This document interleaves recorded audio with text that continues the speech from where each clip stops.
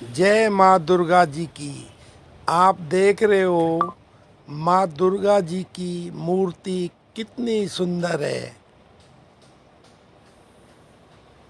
दिवाली के बाद गोवर्धन पूजा के लिए श्री लड्डू गोपाल जी भगवान को गोवर्धन बाबा के नाम से कढ़ी, बाजरा, मूंग आदि सभी मंदिरों पे प्रसाद बनाया जाता है। श्री लक्ष्मण जी भगवान, राम दरबार जी, रामचंद्र जी भगवान, सीता माता, हनुमान जी भगवान, शिव परिवार, आप देख रहे हो सभी मंदिरों पर, लगभग सभी मंदिरों पर अन्नकूट उत्सव मनाया जाता है, जिसको राजस्थानी भाषा में तो हम अन्नकूट उत्सव मनाते हैं। आप देख रहे हो राम दरबार जी भगवान की फोटो कितनी सुंदर दिखाई दे रही है, क्योंकि मंदिर पे जो प्रसाद बनता है वो बहुत ही स्वादिष्ट और अच्छा बनता है, क्योंकि वो निस्वार्थ भाव से बनाया हुआ प्रसाद होता है। सभी के सहयोग से प्रसाद बनता है। ये सेठ माता जी की मूर्तियां हैं, जो शादी के बाद सेठ माता पूजते हैं उनकी। और ये उनगट कढ़ी बाजरा की तैयारी चल रही है, क्योंकि ये बहुत ही लंबा प्रोसीजर होता है। अगर बहुत तेज भट्टिया या कढ़ाई चलती हो तो एक कढ़ाई लगभग 1.5 घंटे में बाजरा बनकर तैयार होता है, जिसमें 25-30 किलो बाजरा लगभग बन जाता है। और ये भुजिया बनकर तैयार हो चुकी है। इसके बाद इनमें छोकन देते हैं, और हल्की सर्दी का मौसम होता है। भट्टियों के आगे खड़े होकर सभी मोहल्ले वासी सभी मिलकर बहुत ही शांतिपूर्ण ढंग से गोवर्धन बाबा जी का प्रसाद बनाते हैं। लड्डू गोपाल जी भगवान का हर मंदिर पे भैरू बाबा का मंदिर भी होता है गेट पर। ये भैरू बाबा जी का मंदिर है, सूर्य भगवान है। और भक्त लोग थक जाते हैं तो अपने हिसाब से चाय हर घंटे 2 घंटे में जिसको भी नींद आने लगती है तो चाय बनाना शुरू कर देते हैं। और मंदिर पर पूरा दिन और पूरी रात होकर अन्नकूट तैयार होता है, क्योंकि बहुत ही ज़्यादा सब्जियां होती है, उनको धोनी होती है, उसके बाद उनको कटिंग होती है, सारी व्यवस्थाएं देखनी पड़ती है। और सभी मोहल्ले वासी मिलकर, अड़ोसी पड़ोसी सभी के सहयोग से जो भी प्रसाद बनता है बहुत ही अच्छा स्वादिष्ट होता है। लड्डू गोपाल जी भगवान जी की दया से हर वर्ष हमें भी मौका मिल जाता है, लेकिन फिर भी सभी भाइयों से आपस में मालूम कर कर भाई कौन सा मसाला कितना डालना है, क्योंकि लगभग घरों पे तो खाना लेडीजें बनाती है, लेकिन ये बड़े काम जो उत्सव वगैरह होते हैं जहाँ 1000-2-2000 आदमियों के लिए प्रसाद बनता है,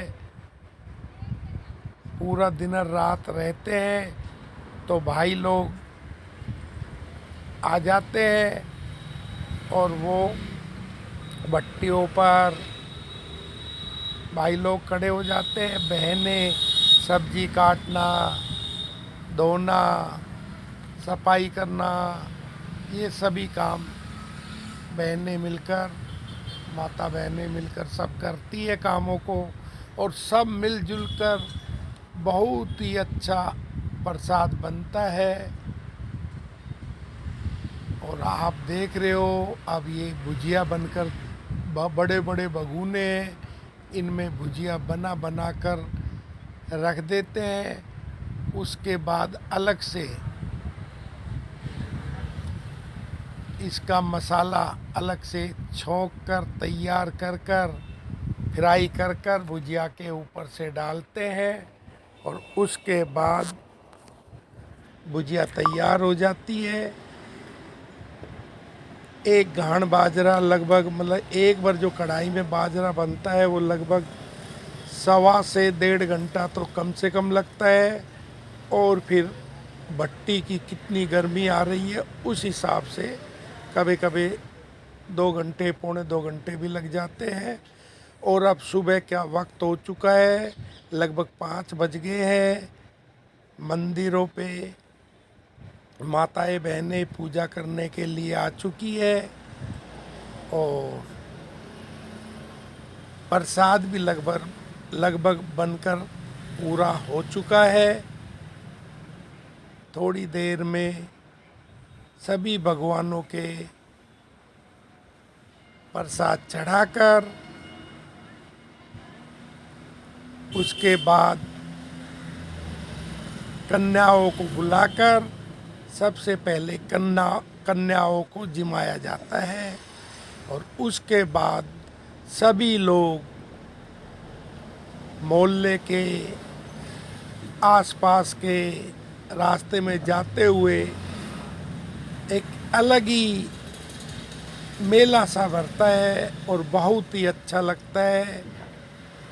सभी जिमाने के लिए बच्चे, आने जाने वाले, माताएं बहनें सब मिलकर बहुत ही अच्छी व्यवस्थाएं संभालते हैं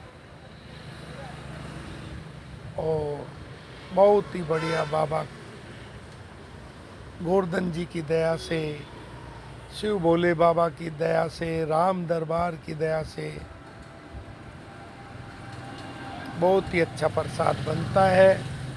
और ये पंडित जी ने मंदिर की पूजा की है। उसके बाद गंगा जल का छींटे सभी भक्तों पर डालते हुए उधर पूजा चल रही है, इधर बाबा का प्रसाद उनगट की तैयारी है।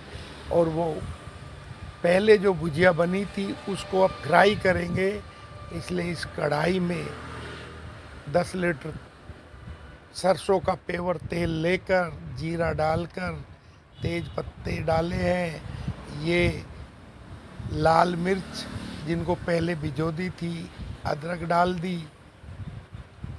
और मैं कह रहा हूँ कि इतना ही अच्छा प्रसाद बनता है कि प्रसाद खाते खाते, और ये मौसम की शुरुआत होती है इसलिए हल्की ठंड लगभग 5-10% सभी को लगी जाती है। तो इस खड़ी के खाने के बाद और बाजरे की जो गर्मी होती है, बाजरा एक गर्म प्रकार का अन्न है, उसके बाद वो हल्की फुल्की ठंड तो इसी से भी कम हो जाती है। और सभी भक्त आते हैं आराम से प्रसाद, जिसको जो काम होता है वो प्रसाद के लिए तैयारी करते रहते हैं और बहुत ही अच्छी व्यवस्थाएं होती है। और बाबा गोवर्धन जी की दया से, बाबा श्याम जी की दया से, शिव परिवार की तरफ से, राम दरबार की तरफ से, सारे 33 कोटि देवताओं की तरफ से बहुत ही अच्छा प्रसाद बनता है और सभी मिलजुल कर आपस में आराम से प्रसाद ग्रहण करते हैं, खाते हैं। और सभी भक्तों पर गोवर्धन बाबा की दया बनी रहे। जय